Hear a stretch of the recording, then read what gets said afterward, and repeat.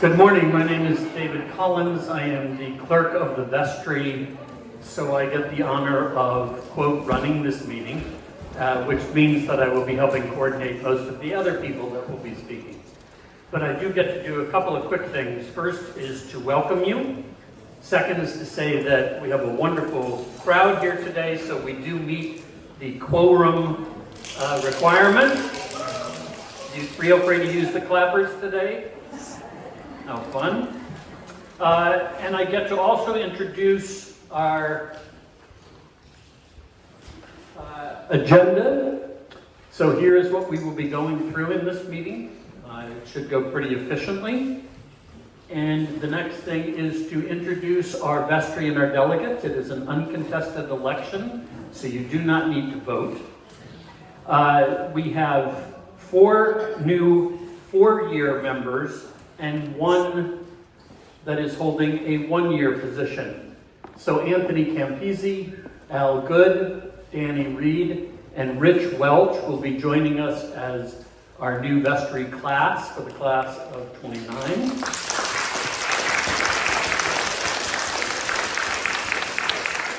And Victoria will be joining us for the 1-year term.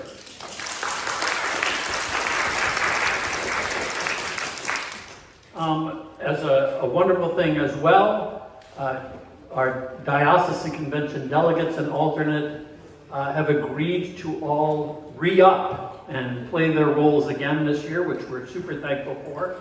So we have Carolyn Green, Debbie Schaaf, and Grace McGinley.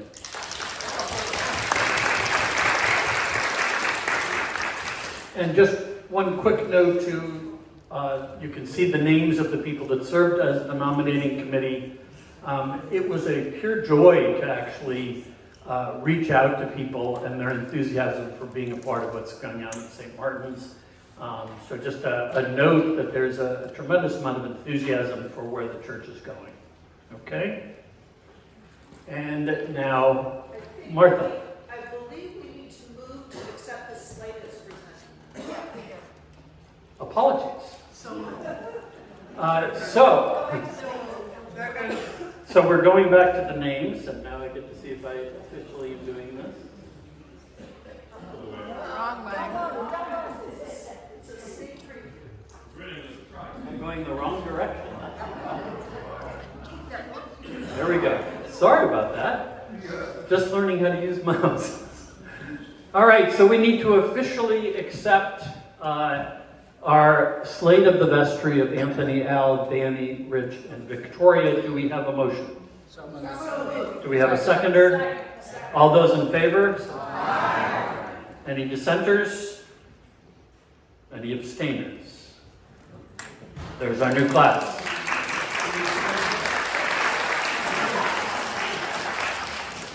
Can I have all outgoing vestry members who are here come up, please?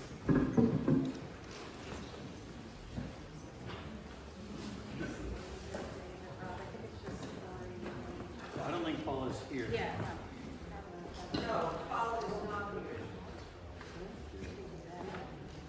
Can someone get a picture of Don't look at the back.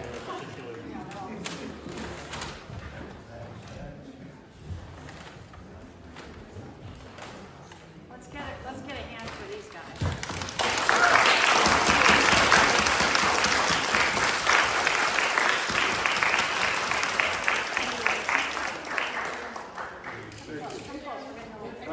Yeah.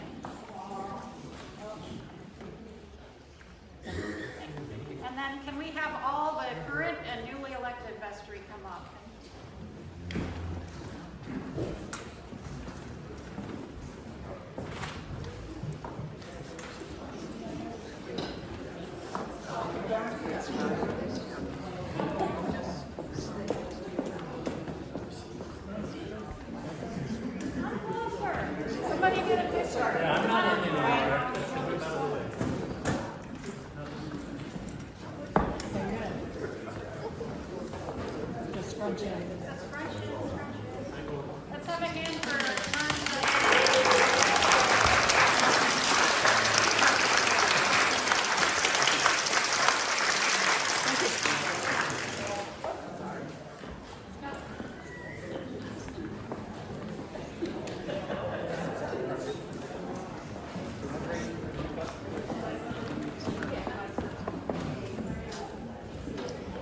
right, Luke.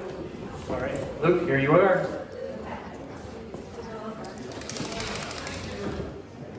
Hello, everybody. So I started 8 months ago. You decided to call a priest, a brand new priest. I was ordained on October 5, and I served my first Eucharist here on October 6th. So, well, 3 Eucharists, and a pet blessing. So this has been a year of listening. Listening to the Holy Spirit in how the Holy Spirit has moved in your midst in the past, and where the Holy Spirit is now, and where the Holy Spirit is calling us to be. And so part of that has been listening to some of your hurts, your pains, your longings, your dreams, your hopes. And out of that, I've also been listening to the opportunities, the gifts, because there are many, many gifts at St. Martin's. And what gifts maybe have been overlooked. Before I came, I was asked to give an adult forum. And so I took the opportunity to not only share a little bit about myself, but also to hear a little bit from you about what you wanted at this time. At this sort of unusual time before a new rector comes. And what I heard was partnerships, collaborations with other parishes. I heard listening to the wisdom of children. I heard intergenerational fellowship. And so those are 3 things that have guided the many experiments and creative endeavors that I have then gone on with many of you. Some of you are laughing because you have been with me on that journey. So the first thing that I did was I was asked to throw a Halloween party for the choristers. So that's up there. That was a blast, and I did that with the entire staff. And it was an opportunity to maybe be a little uncomfortable, to not have a structure, and to embrace playing with children. Playing without any script. There was a little bit of a script. Putting on costumes with children and talking about who we are. Then I was also asked to start including children in worship. So we trained up our first torchbearers. There's Phoebe and Braden.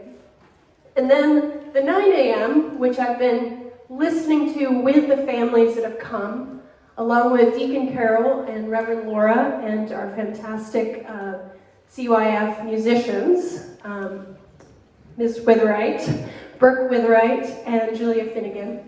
We listened, and from that, it's become an intensely participatory, become a participatory, open, and accepting service. So at first, when I came, it was kind of a forum. It was kind of trying to do formation and be a service and teach. But now it's a low Mass. It's a low Eucharist. Recognizable to anyone. The music is simple but deeply theological. And separate from that, we've developed a formation program. And that has been around godly play, which I also heard people love. So I've been doing that with Jean McKinsey, and then I've had some wonderful help from a group of people that I gathered together in January. Let's see if I can remember them all. I had incredible people who cared about formation, and we met in January with our new rector, and we developed this godly play program that invites people of all ages to experience the spiritual experience that is godly play. So that has been really well received. I've been partnering with Wellspring on that. And then we also had to say goodbye to Deacon Carol and hello in a new way. And that was a gift to serve with her. but then to step into something new. And so that's been continuing, and the 9 a.m. has grown from probably about 12 per Sunday to about 30. So that's been an exciting growth.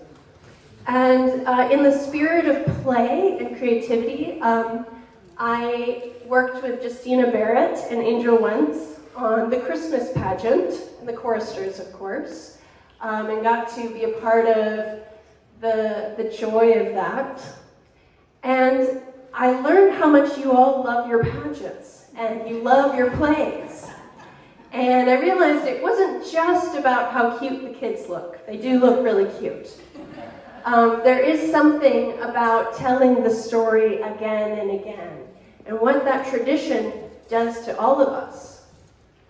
And so early on, Martha Kearns and I, we were discussing things at the desk, at the welcome desk, and she told me about her background in medieval art and her theater background, which is not insignificant, not small. So together, we were like, what if we did an Easter pageant? But we did it very seriously and very intentionally in the medieval pageant tradition. And we brought in a cast of people of all ages. So we had a 10 and 11-year-old, who were fantastic angels. We had people of different generations, as you can see here. Jill Monahan and Ann Sawyer agreed, even though it was out of their comfort zone, to play a role. And we had two fantastic teenage actors who really held it together, Angel Wentz and Chester Adams. And we embedded it in the service as is a part of the medieval pageant tradition. And I have to tell you, me and Martha, when we went into this thing, we didn't know exactly what we were getting ourselves into. It was transformative. It was transformative. The experience of learning about that story, watching this cast come together in embodying this story, was transformative. It was not something we were prepared for, and the way that this intergenerational cast ministered to each other across, all of them were experiencing challenges, and to see them minister to each other was fantastic. So I was ministered to by all of them.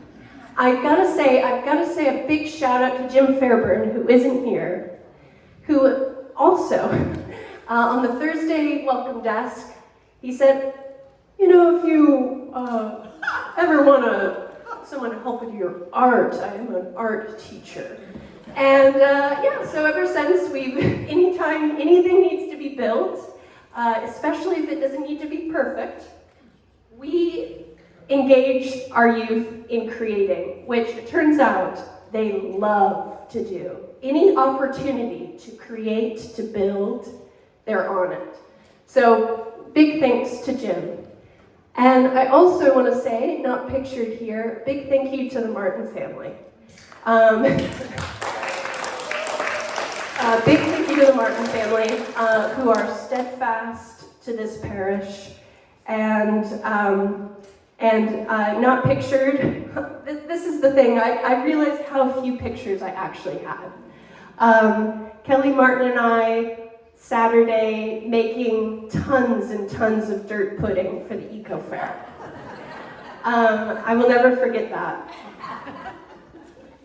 And also talking about our lives.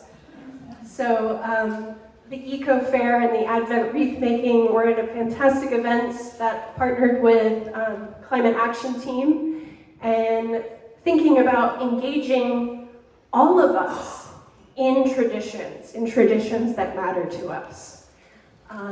So that was fantastic. And Anthony Campisi didn't get a shout out earlier, but a huge help in sort of thinking about what catechesis, what teaching is in the 9 a.m. And Audrey Reed, who has been a guide in thinking about how to do that in a way that's inclusive of all ages and abilities. Yes, and so it's been a fantastic year. There's still much more to come. Thinking about how to break down silos in our midst, because there are silos. How are we breaking down the silos that are keeping us from the raw joy of intergenerational fellowship?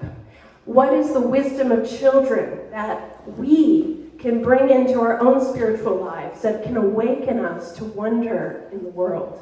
These are things that are forming me and are forming the plans that I'm making with many of you. I forgot to mention Diane Pierce. Diane Pierce, I've learned so much from Diane Pierce. We decided to make a fiber arts ministry that was inclusive of children, and she has built so many relationships with our chorister families. She has made the connection between the 9 a.m. and the chorister ministry, which is incredibly important. So anyway, all this to say, thank you, St. Martin's. Thank you for being part of my first 8 months of ministry, and I look forward to more.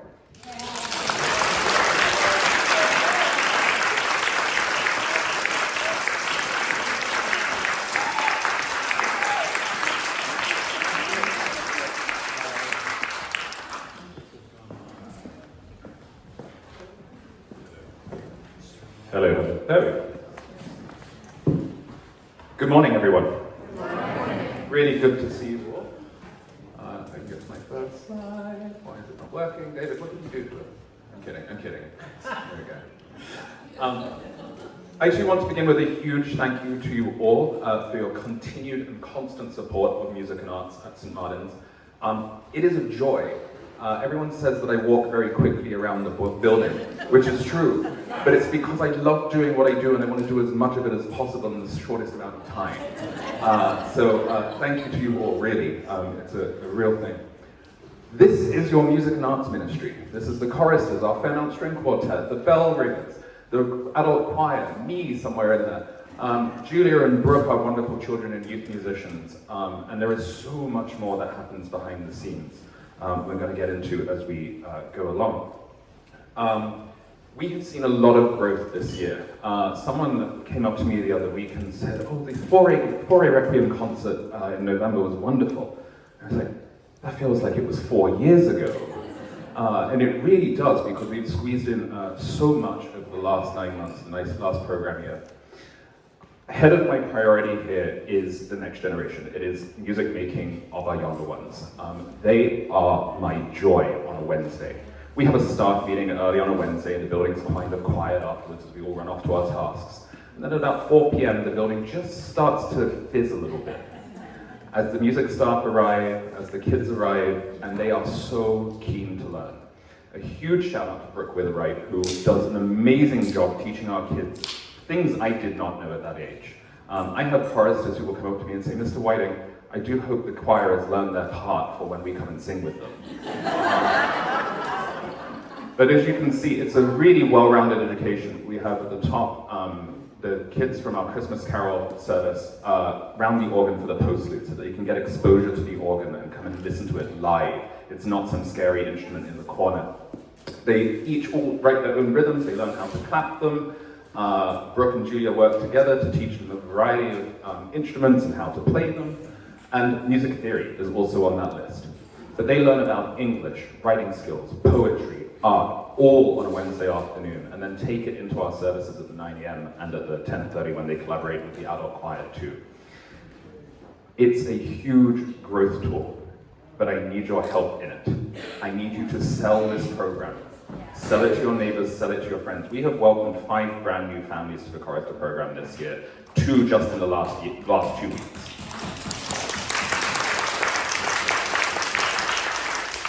And the Wednesday evening programming is a big part of that. It gives parents a night off. They can have a glass of wine together and feel like they're out rather than looking after 4 children for one evening. And it's a really wonderful moment of the week. So if you've not been here on a Wednesday evening for dinner before forum, please make sure you come along. Our children and youth work extends, as you've heard Lily Martin this morning did an amazing job on the oboe.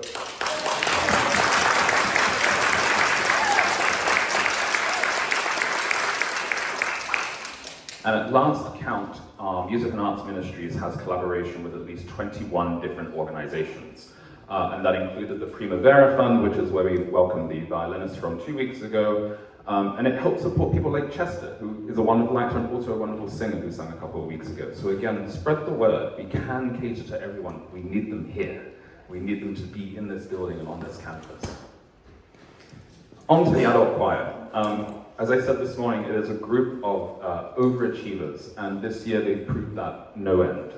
Each week there is something new, be it a new anthem, a new hymn, and they just do it with such grace and such intelligence and such humor. I'm very grateful to every single volunteer in our choir and to our section leaders as well. More on them in just a moment. So I want to express firstly my thanks to Laura for Laura's leadership before Mary arrived, because Laura let me do some crazy stuff. Like, let's rearrange the church for our Christmas carol service. This got a whole paragraph in the Chestnut Hill Local because Michael Caruso was so taken with the way the church looked. But suddenly, it came alive and felt like a very cool collegiate carol service, and I hope to repeat this again this year coming. Laura also was instrumental in having our Foray Requiem concert. Shown here, we had the pre-dinner reception, the rehearsals with our guest singers, and a full orchestra of 15, which raised nearly $5,000 and sold over 200 tickets. And I hope to repeat a big-scale concert in the fall, along with our Holy Week music making. Let me just make sure I've got the right slide here. One of the things I do want to point out about the adult choir before I move on is the strength of the community. When someone is sick, when someone needs a ride, when someone just needs a cheering up, they're always there. And what's wonderful is they're there for me too. I've seen it when I arrive in a bad mood on a Thursday, instantly I'm in a better mood the moment I talk to any one of our members. We've, to digress very slightly, we have devoted 15-minute chunks every now and then to just talk about world events and what's going on in our lives. And how does one make music when you're just stressed 24/7? And how do you find joy in sharing joy when you yourself are sad? It's tough. If you want to discover the reason and how, come along on a Thursday at 7 p.m. I'll teach you how to sing, and it's wonderful. So, that's maybe the only plug for joining the choir we'll get today. We'll see. Onwards into Christmas again. I just love this shot of the church. It is just such an amazing picture. Running around the church, I get to take sneaky photos like this. While you're all praying, I get to be there at the back and take this. I was so deeply moved by our Christmas service because everyone sang in the congregation, in the choir, and it felt like one body. It was truly, truly wonderful, so thank you for that. Moving on through to our Black History Month season, we have 4 forums that welcomed wonderful artists to talk about their works and their lives, and I also did a presentation, as you can see here. But it allowed us the chance to establish a collaboration with the Church of St. Thomas, the African Episcopal Church downtown. And their choir and their music staff came to us to join us for a really wonderful evensong. And as you can see, this stuff fills the church. Proving and living into our inclusivity and our welcome gets people here. So live into that and be proud of the work we do in our outreach. That extends into our Stations of the Cross, which this year received a wonderful entry from Nat Smith, a wonderful youth artist that won in her category. Those are entries from the previous year. But with Mary, and again, thanks to Mary for her support of music and art since you've arrived. It's just been wonderful working with you so far. The art, don't giggle at so far, Mr. Howe, I heard you, Dr. Howe. Art is also allowing us to reach out. The latest and newest collaboration we have is with Fresh Artists, and I'm really grateful to Barbara Dundon for making that happen. As part of an event in the fall, I'm not spoiling it yet, with the art auction, we are going to create a gigantic artwork together, to really celebrate art as a community and beyond. Every single person will have a little tile that will create a picture of our church. So, watch out for that, it's going to be really fun. The Stations of the Cross allowed us to feature artworks, and thank you to those of you that supported those services on a Sunday. As you can see, again, we have a really wonderful congregation here where people felt so free to be emotional, to be moved by a piece of art, to be moved by a piece of music, to be moved by silence. And it gave our section leaders a wonderful time to sort of show off what they do in the music reflections afterwards, and to show how deeply connected they have become to this parish and how much they value serving a congregation. That also led to Palm Sunday. I'm not sure what Mary was thinking at this moment as the drum line were playing, but it was just wonderful to see a priest dance in full vestments. And as you can see, the drum line leading us around full of us. Yay!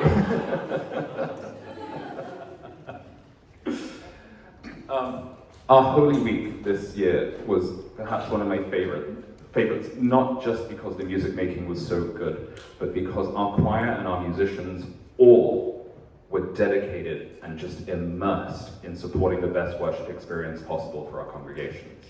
Not least, I want to congratulate Marissa, who's on the right there, and our guest soprano, Annika, on their Pergolesi performance of the Stabat Mater, which was just an amazing, amazing concert on Holy Tuesday. And Michael and Aaron, who are our bass and tenor respectively, who also just do an absolutely astounding job of supporting our volunteer musicians.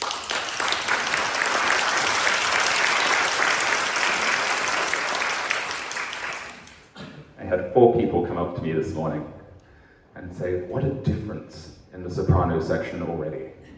And it's true. In the 4 hours that Lisa has been working with us, she has made such a huge difference to us. So thank you for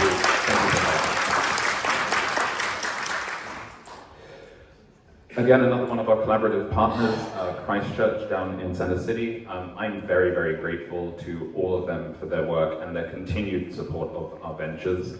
We performed Stainer's Crucifixion on Palm Sunday evening to a full church.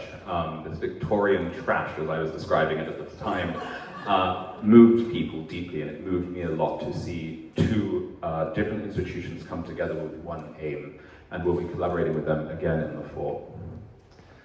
The Fairmount String Quartet, they have been playing here for the longest time, but it wasn't until the beginning of my 2nd year where we made that agreement official, and they became our official ensemble in residence. This remains to this day a cost zero agreement between the 2 of us. They get use of the space in exchange for us using their services for services. But they are 4 wonderful, wonderful musicians who are really doing a lot of the work that I want to encourage in this parish of pushing boundaries, pushing musical boundaries, pushing audience boundaries, and attracting new people to concerts. Not last night, but the concert before, I went along and I gave the introduction and I asked, how many people are in this building for the first time? Over half of this audience of over 100 people. So they are doing this outreach work and grabbing people just as much as I'm hoping that our music staff will. So I'm very grateful to all of them for their work. St. Martin's newest ensemble, our resident bell ensemble, points for the best name. Wendy Lieber, who does a lot around this campus, including looking after our plants in a beautiful way. When you see flowers at the welcome desk, that's often Wendy. She has so much energy, she makes me look lazy. But she is also leading our bell group really well. We'll hear them next week for our morning service for Pentecost. And she's really making them sound excellent. So thank you to both Wendy and everyone who is in the bell group.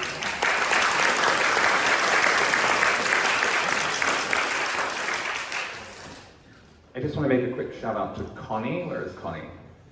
Connie, you're wonderful. You're one of my favorite people in this room.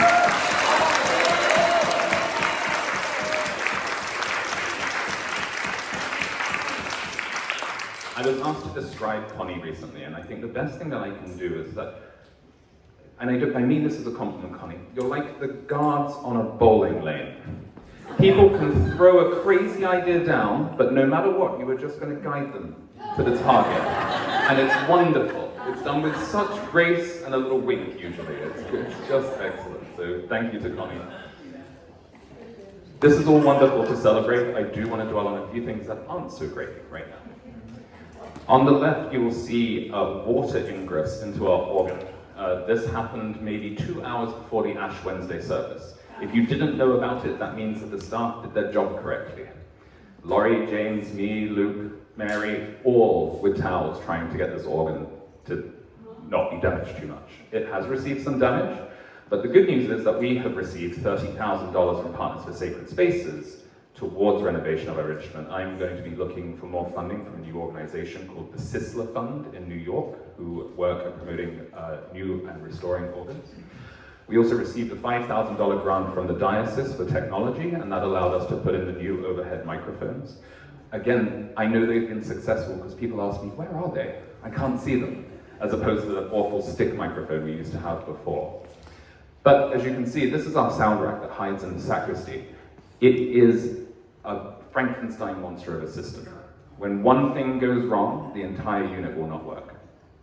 So, we need to look after it, and we need to support it, because our outreach through digital technology is huge. Our services average about 100 views per week. It's also how we got Michael and Laurie, wherever they are. If they're here. There you are.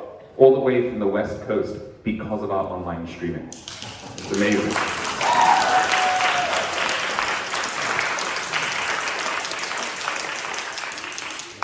None of it would be possible without Sean.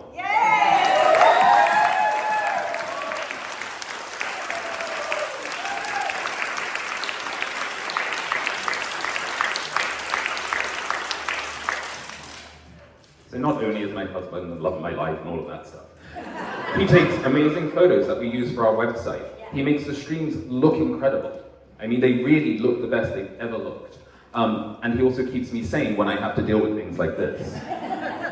So Sean, thank you for all your work with all of our tech stuff. It's really deeply appreciated.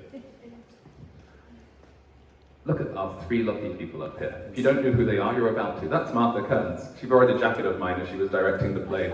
Just an example of her overachieving in the choir. That's Ralph West, who you heard play this morning. Just an example of someone in our choir overachieving and offering way more than they need to in our volunteer choir. And this is Ken Coleman. Thanks to Jeff Mead, who wrote a beautiful article about our piano tuner, Ken Coleman, who has been tuning pianos here for 40 years. And as if we didn't have Connie to thank enough for Connie, Connie is the reason he is in here. So thank you for that. This is a picture that I'm going to end with. That is our choir watching a video in rehearsal of Nina Simone singing "I Wish I Knew How to Be Free," because I didn't have words for what was going on in the world at the time, and I knew that music could fix it a little bit. And so we spent 4 minutes just listening to this amazing performance that she gives. But look at our choir. It is all ages, all abilities, all are truly welcome. And if you haven't experienced it, come along on a Thursday and find out. You don't have to stay for the whole 2 hours, you can stay for 2 minutes. Bill and Anne have both been, and both loved it just as a learning experience. So you're most welcome whenever. Final plugs. Come to the dance party, because it's going to be really, really fun. My husband curated a playlist, it's going to be great. This is quite literally groundbreaking in our diocese. As Mary highlighted this morning, we were the first to do a Pride Even song, ever, in this diocese in 2022. This is now our 4th iteration of it, and people are paying attention. I received emails about our Black History Month, our Women's History Month recognitions, our Pride Even songs saying, can you send me the service leaflet? What music did you do? How did you pick the prayers? Who picked them? Who wrote them? Who do you have preaching? People are watching us. And what's important about this work is that this is not tokenism. It's highlighting work that the Music and Arts Ministry is doing throughout the entire year. 50% of our anthems this year were written by Black composers. Another 20% of those were female composers, on top of that I mean, and the rest were the boring dead white guys. That's not tokenism. So, that's a lot that's going on and not even scratching the surface, and I know it takes a long time, so I thank you for your patience, but more importantly, I thank you for all of the support that I received, and I'm honored to be at the helm of this ministry. Thanks.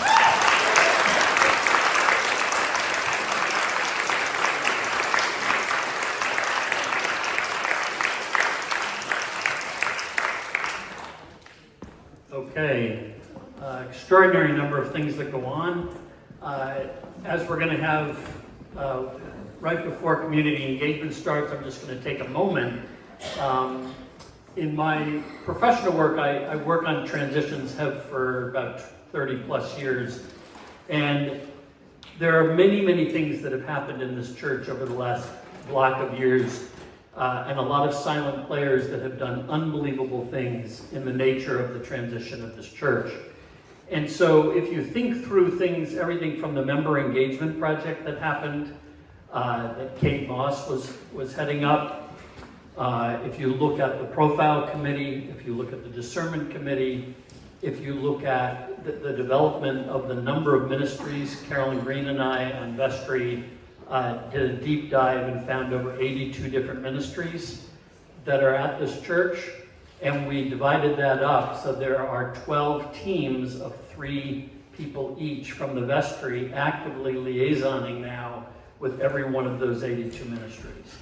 So that's just a sample of things that have been going on, and having watched a number of things go on in transition, to have Mary arrive, but to watch everything that Laura did amidst that period of transition, and for the people that played all the silent roles, I wanted us all to just give ourselves a cheers for a moment of making it from where we were to where we are right now.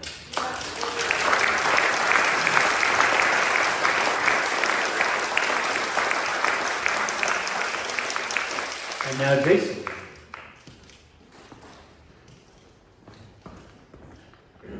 Thank you, David. My name is Jason Martin. I am the co-chair of the Community Engagement Committee, co-chair with Kate Moss, who couldn't be here this morning. Keep her in our prayers. She's recovering. She's under the weather. So I've just got one slide, and I want to do this briefly, which belies the extensive work that the Community Engagement Committee has its hands in. That's not to say that the Community Engagement Committee does all of these things, but the Community Engagement Committee is an umbrella under which a lot of our social outreach and social action takes place. So the Community Engagement Committee disperses 10% of St. Martin's, about 10% of St. Martin's operating budget in grants aligned with our mission and priorities. So that ends up being around $100,000, give or take. That's what the Community Engagement Committee and the organizations underneath it stewards. We have priorities that were set via survey by our parish. This is a little while ago that this happened, so I want to remind you that that's where this came from. We didn't just pull them out of a hat. These are things that were established. Our priorities are established by the parish. They are food insecurity, education, climate change, racial justice, and refugee services. It's not to say that that's all that happens, but those are the priorities. Excuse me. And I'll stop here for a second just to mention this is a little bit of a shout out to the specific groups, and I'm going to miss some because I'm just going to highlight a few. But the food insecurity, this past year we joined, we became, as a ministry partner, we joined with Face to Face. Mark Birdsall talked about that this morning, and we are currently, we have the second, St. Martin's has the second Saturday of the month for the rest of the calendar year, where we can prepare meals at Face to Face, but that's just the tip of the iceberg of what Face to Face does and how we can be involved there. So that is an opportunity for involvement for all of us. Education, this year we just started, so Face to Face was last year. Our new ministry partner this year is Need Indeed. If that's not familiar to you, we've been talking about it. There have been some announcements, but it is fairly new. Barbara Dundon, Pam Krell have both been involved in Need Indeed quite a bit over the years, and there are a lot of opportunities for involvement at Need Indeed. They just finished up for the year because it goes along with the school year, so we had a shout out. Need Indeed has a shout out every year where the schools that people are the Need Indeed folks are working with, they gather together and look at all of the great work that these students have done. It's K through 8 students, primarily in Actually, I think exclusively in the city of Philadelphia at this point. So that is a way that we can be involved. There are many ways that we can be involved with Need and Deed. And by the way, just as a point on the priorities, if you're thinking, well, I know that the Community Engagement Committee is out there, I know that St. Martin's does a lot of work in the community, but I don't know how to get involved. Look at the priorities there and decide which one that you might be interested in, and then contact us because we will find a place for you. Climate change is another one. We have the Climate Action Team. The Climate Action Team supports PAIPL, Pennsylvania Interfaith Power and Light, among other things. PAIPL has been we've partnered with them for many years. The Climate Action Team is small right now. We still do a fair amount, but that's a place that we need people to plug in. Racial justice, we are a, St. Martin's is a member of POWER. We heard a little bit about POWER this morning as well. That's another group that we are supportive of. And then refugee services, we have the Refugee Resettlement Ministry. Thank you. So that's one. Actually, I'm going to mention that down at the bottom a little bit more. But I also wanted to mention Guatemala Companion Parish Committee. You heard from them this morning as well. And I'll point out the red balloons again.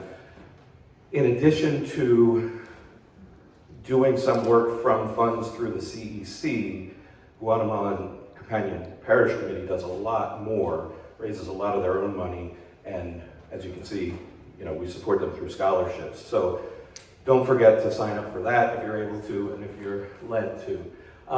Okay, and so the distribution of funds this is from 2024. We have 43% going to standing obligations, 41% going to ministry partnerships, 12% going to international organizations, and 4% going to smaller grants.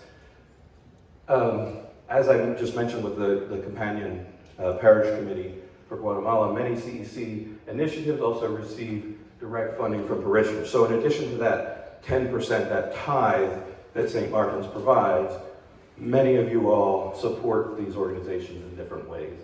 I already raised up the ministry partners.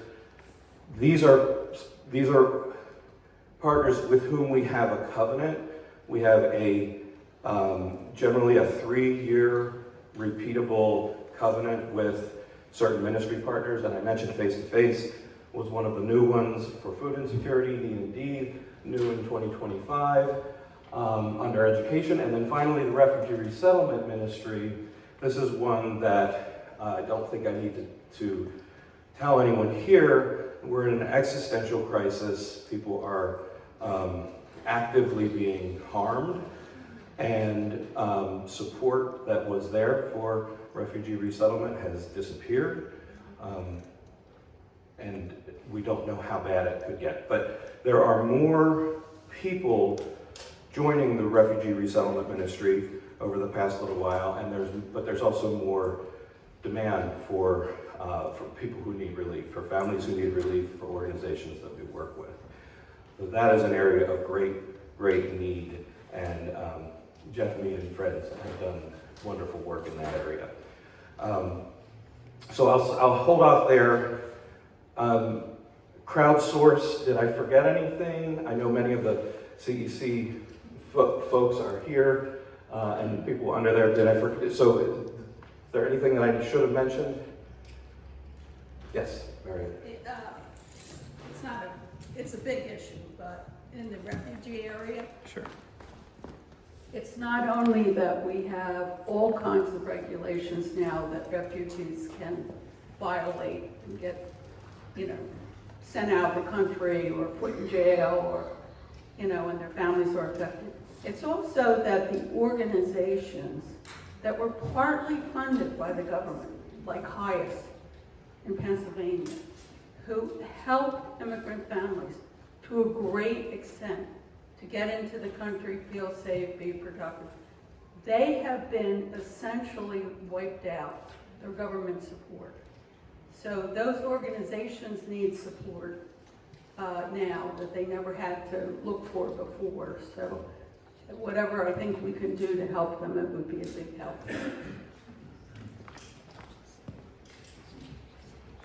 Thank you, Marianne. Is there anything else? I will, oh, sorry, go ahead. Good morning. Just one quick question about community engagement. I know that we have had a service from St. James. Are they not on our list anymore? So St. James is still very much an organization, a group under Education Force that St. Martin's cares about and engages with, and we encourage our parishioners to. But the way that the ministry partnerships work is that we have a 3-year relationship with St. James, with any of with our partners, with the ministry partners.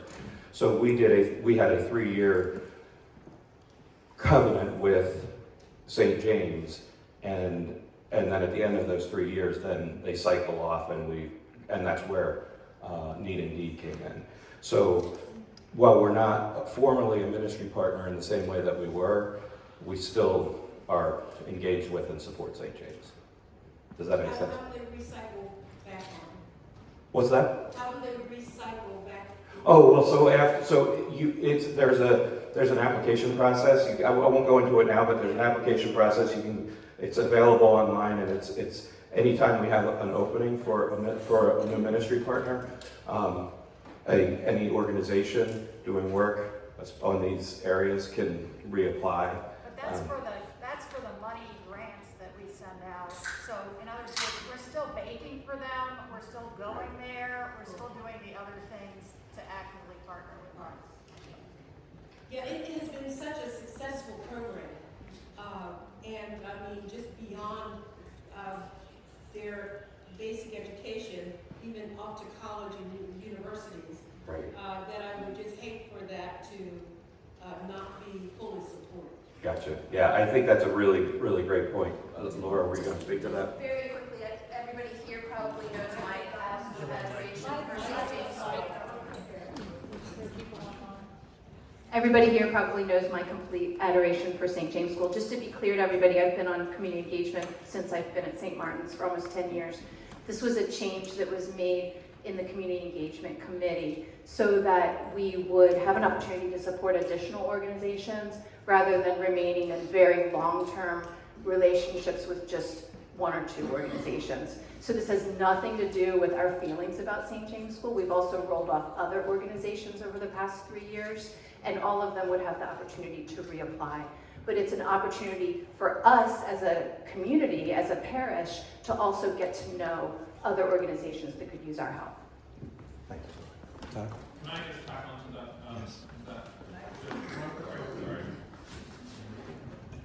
I just want to add to Mary's point that actually it's beyond the financial aid with St. James. So the music and arts ministries are working as a hub, and that's kind of what I want us to be, as a hub for the community, in that we're hoping to provide a partnership between the Primavera Fund, which is run by one of the members of the Fairmount String Quartet, and St. James, to see that they get that extra arts music education supported through college and beyond. So we've got 2 organizations that work like that, as well as bringing St. James here for services. They'll be singing with us in the fall and Easter. So there are ways that we're supporting those connections beyond the CEC work. Thank you. Thank you. Okay, so I think we're good, and I think we should move on to the next thing. So thank you so much. Thank you, Jason.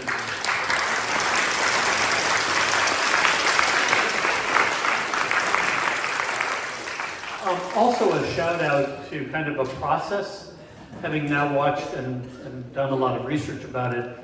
Things that come into the act of community engagement then also become ministries and adjunct ministries that we are deeply involved with. One of the ministries that's a part of us is Education for Ministry, which I've gotten the chance to be a part of for the last 4 years and graduate tomorrow night, actually. And Nikki Wood just joined that. And Nikki was explaining that she and two other women, I know Wim Lynch, does somebody remember the third? Mary Hopkins. They were actually the founders of Need Indeed 40 years ago. And so that cycling back in is like just a testament. I mean, we heard about 29 years of Guatemala. Like this is not, we just participate for 3 years. We get very involved. And so I encourage, I'm to many of you, 6 years for me is, I'm a new part of the parish. Many of you know so much of what's going on, but investigate, explore, get involved. Okay, and now we move on, and sorry. Okay, and I guess in my role, I get to give a moment of shout outs. Our next is going to be Tom with the Finance Committee. And if anybody wants to give a moment shout out for the amount of things that Tom does for this church.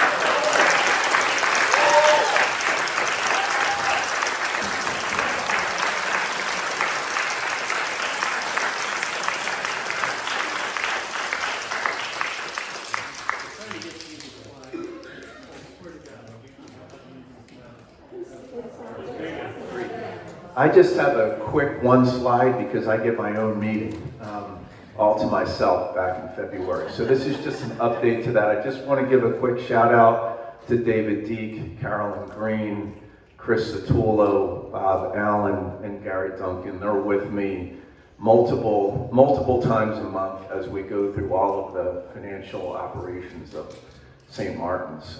So real quick, we went through the budget and the plan back in February. I'm happy to report that we're right on plan through April, so we've got off to a really good start this year.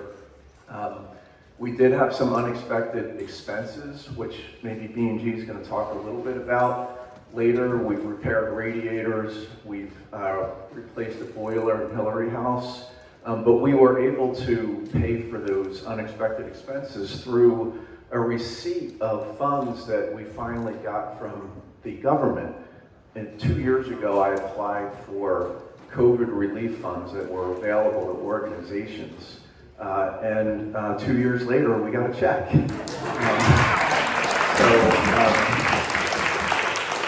The timing couldn't be better, and we were able to offset some of those unexpected repairs. Our current trend suggests that we have a potential year-end operating deficit, but I feel reasonably confident that we will come in really right on plan. But it's really going to depend on how the pledge giving comes through over the summer months when sometimes it gets a little bit slow. But I'm feeling optimistic. I want to share a quick update on our endowment balance. It was $4.2 million as of the end of April compared to $4.1 million a year ago. And that's despite our annual draw on the endowment, which has been about $200,000. So our endowment is growing, but we're using a good part of that growth to fund about 20% of our total operating budget. In 2025, we have had a couple of really generous gifts from donors that have brought our capital improvements fund from a negative $5,000 to a positive $45,000. So you might remember one of the things I was very worried about back in February was our complete erosion of our capital improvements fund. So we had no emergency money. Fortunately, we've had some generous gifts that have put us back into a better position, not ideal, but better. So very happy to report that. And last but not least, we have had some significant donations to fund large buildings and grounds projects. However, we do need more, and I'm sure we're going to be hearing more about that soon, so this is a little bit of a setup.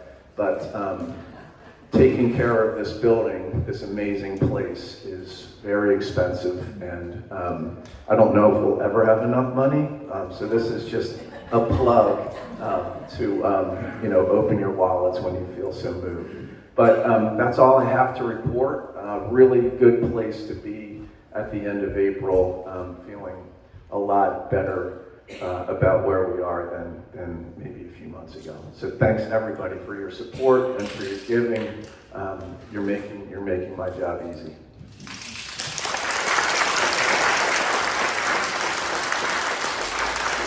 Okay, and are you going together, or are we doing one before the other?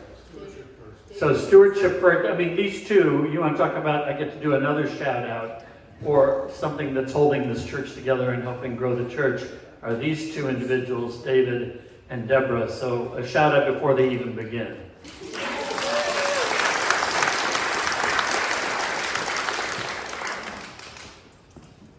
Thank you. Which one do I do to The advance? left one. Left one's the advance. Okay. Can everybody hear me? Many of you know that I spent my career in the railroad business, and as such, I'm very attentive to schedule. So I will do everything I can to make up for lost time. Get us out of here. Is this better? Okay. Yes. I'm going to make up for lost time and go very rapidly. Plus, I think this presentation is going to be available on the website, and of course it's being recorded for everybody who's not here and all the ships at sea. How do I get back to where I was there? Oh, it's the roll? Yeah, the rolls. Okay. You good? Yeah, I'm good. Okay. So basically, stewardship, we've got three major things we worry about. We worry about annual giving. We worry about major giving for capital projects. And we also care about the stewardship of, in addition to treasured time and talent. And what we really want to do this year is live into our theme for 2026, which is to make all things new. And how are we going to do that? We're going to do that by establishing and meeting our aspirations for annual giving, by funding the transformational things that we know we need to do in this place, and I think today is a testament to reinvigorating the connection that we have with one another. We heard about it from the pulpit today, and certainly everything you heard about so far today is a manifestation of the great work that goes on here. I'm here to tell you, as I was at the finance meeting, it doesn't come for free.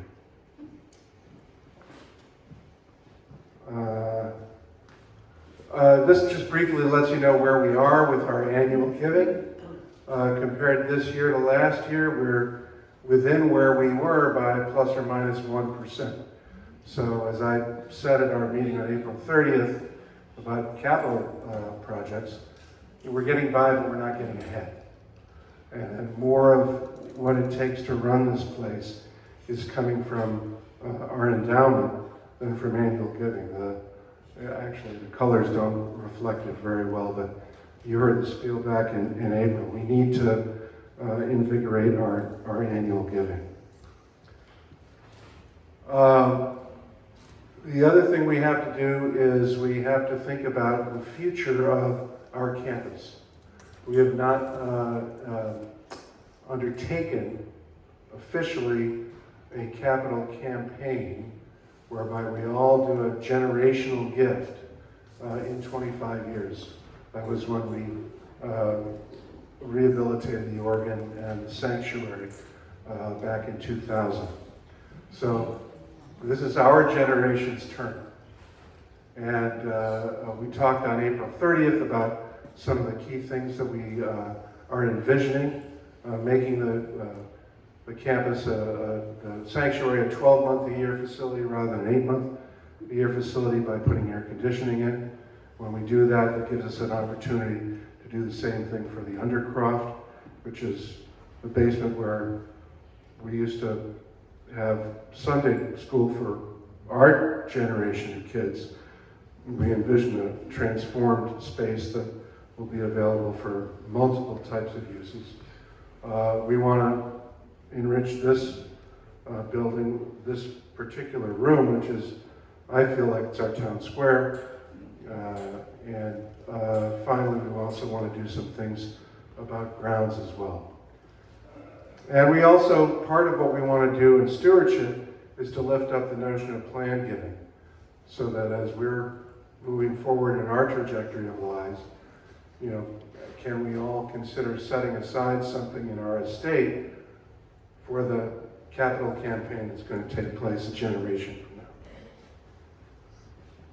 And then finally, you know, we care about time and talent. We care about identifying, welcoming, inviting people to be as excited about St. Martin's as we are. So we're looking at our greeters ministry, about newcomers.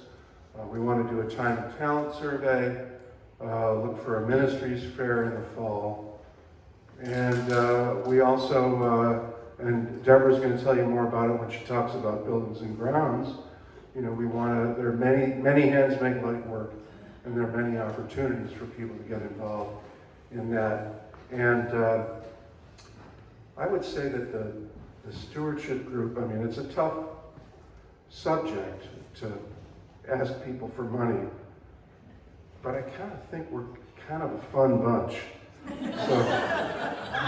So we like to have fun, and we invite everybody to have fun. So that's where I am with stewardship. I want to introduce, to talk about buildings and grounds, a person who I believe is the heart and soul of St. Martin's.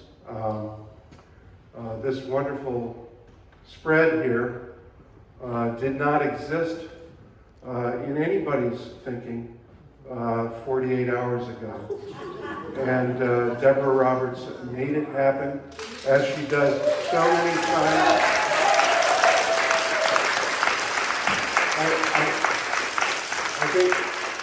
I think Deborah Roberts was a major factor in making the feast at Cana happen.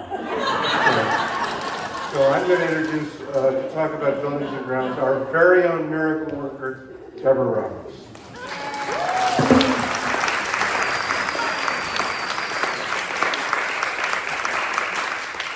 I did have able assistance from Kathy Glazer and my partner in crime, Mike Roberts.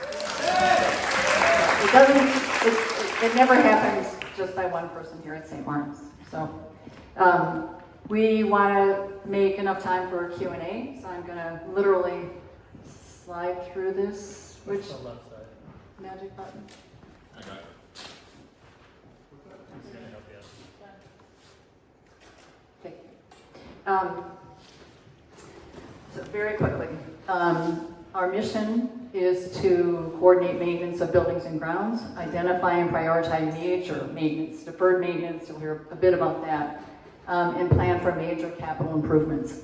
We've had some big wins this year, you know, not sexy, but they're big wins, we'll take them. Reclaim the water damaged campus spaces. The Undercroft was a huge initiative, mold, reclaiming that space. Repair the heating system, scoped out transformational improvements that are on our radar as we look forward. Our goals for this year are to plan and budget recurring capital maintenance. As Tom alluded to, you know, our budget's been a little tight, and so our annual operating to cover our buildings and grounds, our maintenance list has shrunk. And so we're looking at pretty much a list of deferred maintenance projects for the past 20 years. And so they're really becoming difficult for us, because as you heard all the exciting things that St. Martin's has planned with all these ministries and all the programming, our buildings are really starting to hold us back from hosting spaces and from the 12 months of air conditioning. You know, May to October it's too hot, October to May it's too cold. So in the church, so you know, we're 12 energized B&G committee members that work hard looking at all these initiatives. And our goal is to prioritize things in terms of safety, security, when we have the funding to do it. So we're not out there, you know, changing paint colors and trying to do that. We're literally changing windows and making things safe. And, you know, so the list is long, but we are energetic and we're committed. So this list of, you know, literally for the last 20 years, yeah. So this is a long list, but these are some of the things that we've accomplished, regrading, redirecting. So these are, when we look at our list of things that need to happen in terms of the deferred maintenance, not the sexy new capital campaign stuff, but the stuff that we really need to pay attention to. Regrading and redirection water. Water is our enemy here at St. Martin's, and we know that. So we need to regrade at downspouts, drains, window well covers, etc. Repair our roofs. Tyrone's issue with the rain. There is a leak and flashing in the roof. You know, it's not like, oh, just the roof is leaking. It really seriously could impact certain things and make space unusable. Repointing the church stonework, painting exterior wood trim on all of our buildings. You know, I don't think we're the only ones in our committee who walk around and go, that could use a coat of paint. Replace windows as needed. You know, many of these need to be replaced, just in this room alone. Repair interior plaster, my favorite. The choir room, this room. I mean, we're, you know, the girl's getting old, so, you know, we need some work. And these initiatives are funded through annual giving. So that's where the mix of annual giving funding and pledging, et cetera, that's where that falls in. Some of these can be accomplished, however, by volunteer initiatives. You know, we've got a team of painters now in place. We've got a team of people who are stepping up to help us declutter. So all of these things lead up to, if we can get it done well, not sloppy, but get it done well through volunteers, we are all about it. And I want to give a shout out to Dick Haggard, Dave Shaw, Ike, Jim Fairburn, who's not here, our painting team. Thank you so much.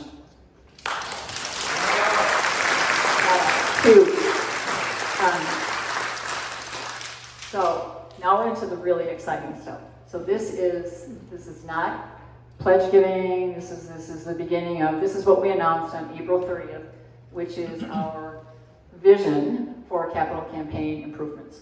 The first one, and they're not in order, they're not anything, there's 4 elements in the plan. Transform the campus by adding air conditioning to the church. As I said, mid-October, October to May. So there are people who decide not to come to church because it might be too hot.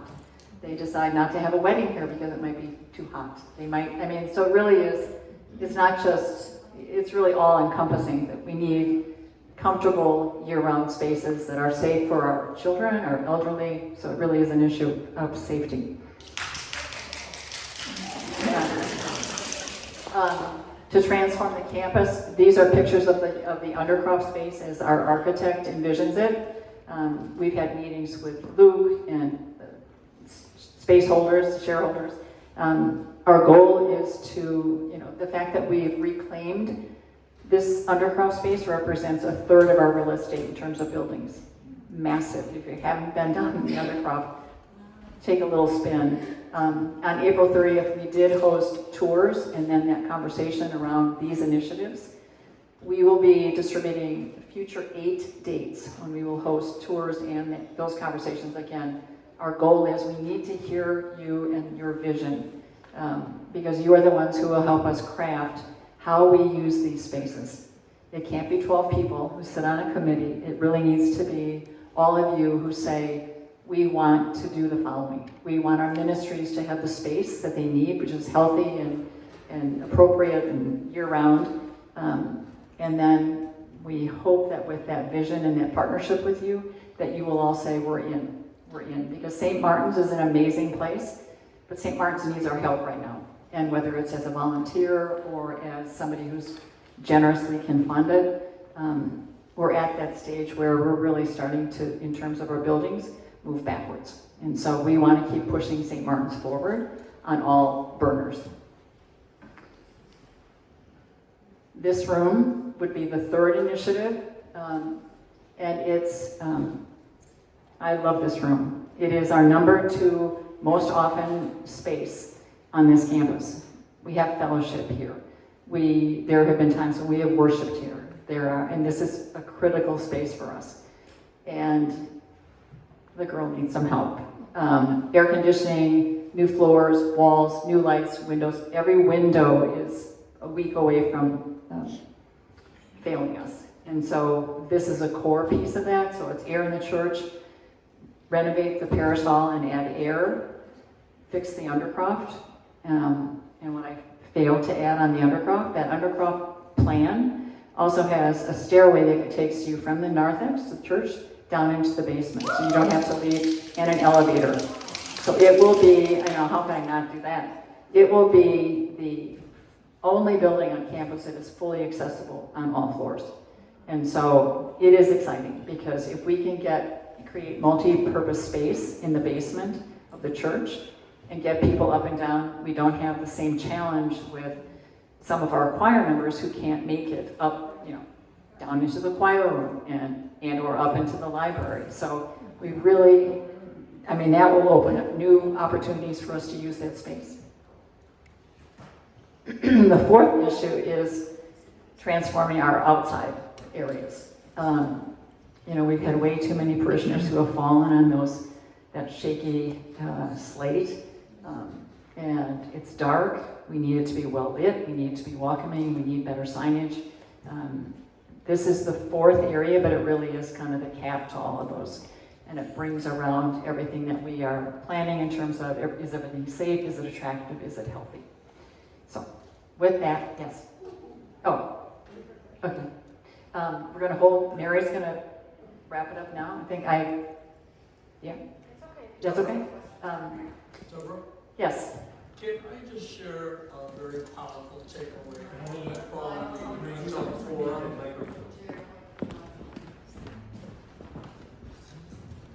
Thank you. Deborah, can I just share a very powerful takeaway from the Adult Forum presentation you made several Wednesdays ago? Okay. And that is beyond the facelift, the beautification, keeping the whole campus to standard, repairing what's need to be repaired, is that really broad vision of growing the parishioner community. I thought that was very powerful. Right. Thank you. Yep, sure. Thank you.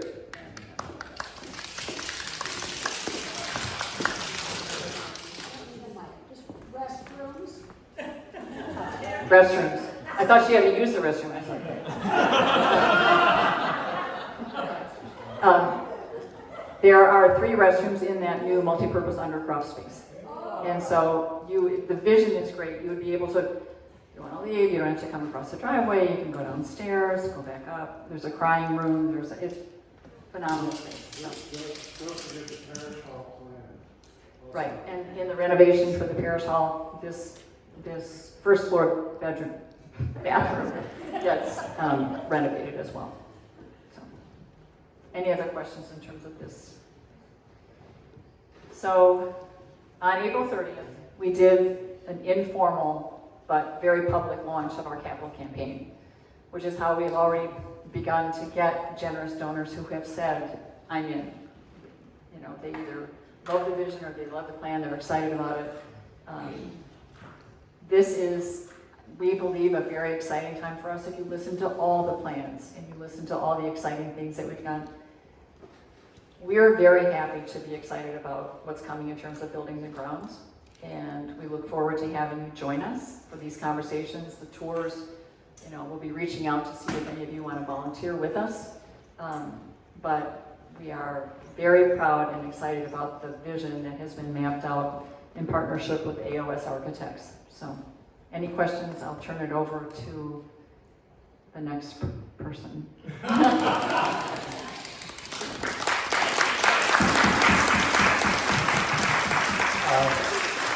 So, a shout out to our new 100-day-old rector, Mary.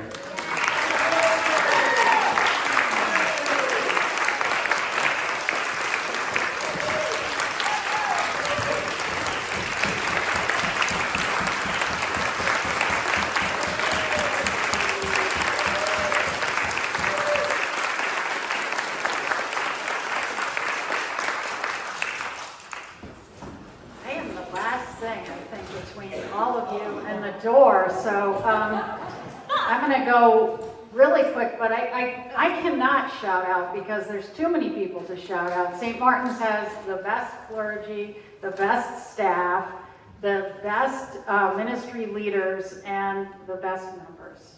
And so thanks to all of you. Oops. Oh, Oh, I didn't realize you already. I got it. So sorry. That's fine. We already saw a visual of this as we processed out the church, that there are so many beautiful things going on, and it's so many that I clearly missed some of them, and some of them, it's hard to categorize. They could go in more than one category. So who are we? Where are we going? Let's go to the next one. Our ministries. So we have both kinds of ministries, the active, the contemplative, the doing, the being, and those ministries have stayed active and vibrant even during a fairly long interim period. And so that's a credit to all of you. These ministries stayed active through COVID. There's a lot of churches that lost everything during COVID. That has not happened here. It's notable that spiritual formation and pastoral care are not limited to clergy. There are many things in those areas going on without any clergy being physically present. And there are many people sharing diverse gifts. There are incredible depth and breadth of gifts in this church, and people do that sharing with total humility, openness. There's none of this, I'm going to show you the way it is, or I'm going to tell you the right way to read this Bible verse, or to paint this door. It's all done with a spirit of openness and sharing. Next. In some areas, we do need to revive some ministries, especially in terms of liturgy and worship leaders and getting new people trained and getting people who used to do things back to doing them, like having full-on Eucharistic ministers and not just people come up with it. And having people visit people in their homes with the Eucharist. We have to keep discerning about some of our ministries, some of which you've already heard. Refugee resettlement's going through a major thing with that because of all that's happening in our environment right now. And the 9 o'clock family service, you heard about how that's evolving, and that's just moving with the Spirit right now. We don't know where it's going to go exactly. And the Capital Project. And there is a general need for all of us to be more aware of all that's going on. I'm sure that I'm still not aware of everything that's going on, and so that people who want to get involved can. Okay, next. So I've done a lot of meeting with people, and we've done some cool worship things, and so I didn't include a lot of the music things because I knew Tyrone would cover that very well, but we've had a lot of great stuff, including an awesome Holy Week and Easter. Oh my gosh, that was like my best Holy Week in years, maybe since before the pandemic. Luke and Luke was a leader in this, partook in Trans Day of Visibility at Trinity Memorial. I did a baptism at another church. And we had 2 retreats, one here on campus and one several-day retreat at Holy Cross during Lent. Next. And I've just met with a lot of people. We've had these great rector meet and greets, and I've also met with a lot of people in my office, gone to different ministries, gone out to see other clergy, etc. And the thing that I get so often when this happens is someone will email or call and say, I know you're so busy, but could you make 5 minutes for me to talk about it? Honestly, I am never too busy for this, and this is always and forever going to be the most important thing we do together, is get to know each other, hear each other's stories, hear what we're doing, what we're excited about. That's how we make this place move and grow, and how we grow together in Christ. And thinking about our neighbors and our context is another major thing we've been doing. We've been listening to what's been going on and trying our best to respond in so many ways, the refugee resettlement, but also in other ways, which we're going to continue to live into. Where do our ministries need to go to respond to what's going on? How do we be church in these times? These are the questions for right now. Okay, I think, is there one more slide? Yes. And if, I don't need to recycle this because this was my sermon. This is how we're going to grow, to know ourselves, to know each other, to know God, and how we become and live into the place where everyone who is thirsty can come. Thank you.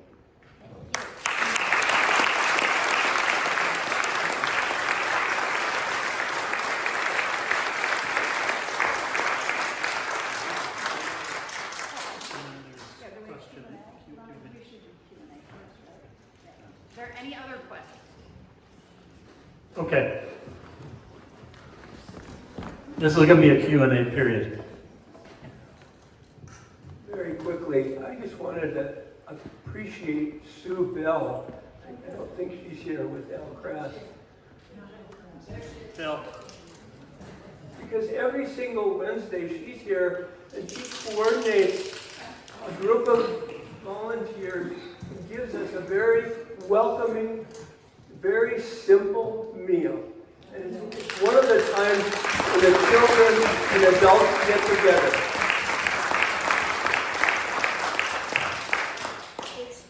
I was just about to do that, if I may. I think one person that deserves a shout out, which none of this would be possible without, is James Kent.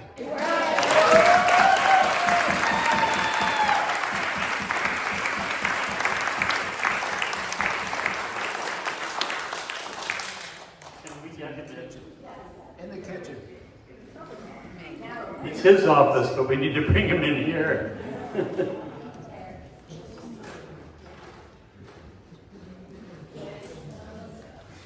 Come on, James.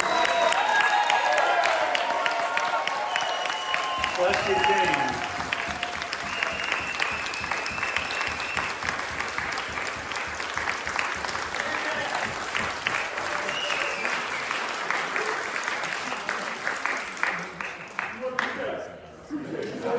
Want to say anything? Can't run away yet. Can't run away yet, because this is, we talk about treasure and talent, and much of it is right here. This is one of the foundations of this parish. He is the longest staff person now ever in the well, in our current history, and I think he's been through 7 rectors, right?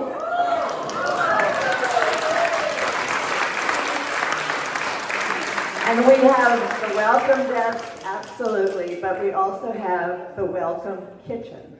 Because people kind of wander in and they see James, and the next thing you know, it's like a philosopher's corner there, they're talking, and it just, he really is sometimes the first. I've had people say, I thought it was too scary to come here because it's such a fancy church, but I got to know James. James is a treasure. Thank you all. Appreciate you. We work together. Forever.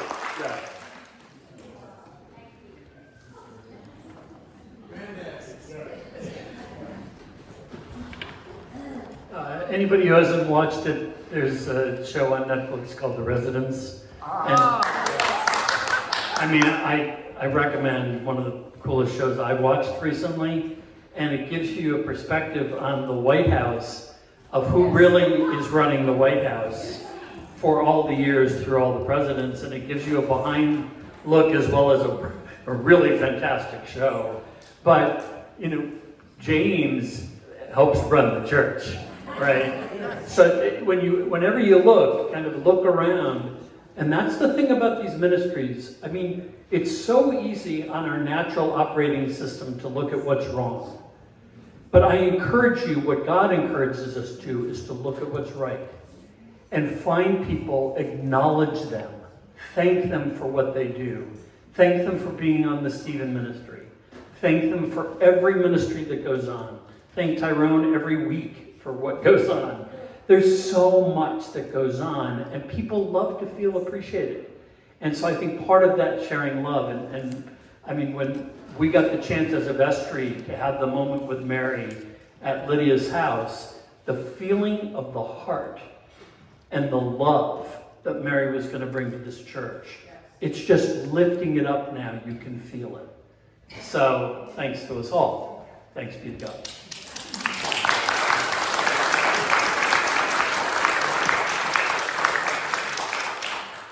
Any other questions? Let's pray. God, we thank you for this time of sharing and dreaming and thanking each other for this ministry that we share. And we ask now that you send us out in your spirit to do the work that you would have us do next. Guide us safely to our next place and always hold us in your presence. These things we pray in Jesus' name. Amen.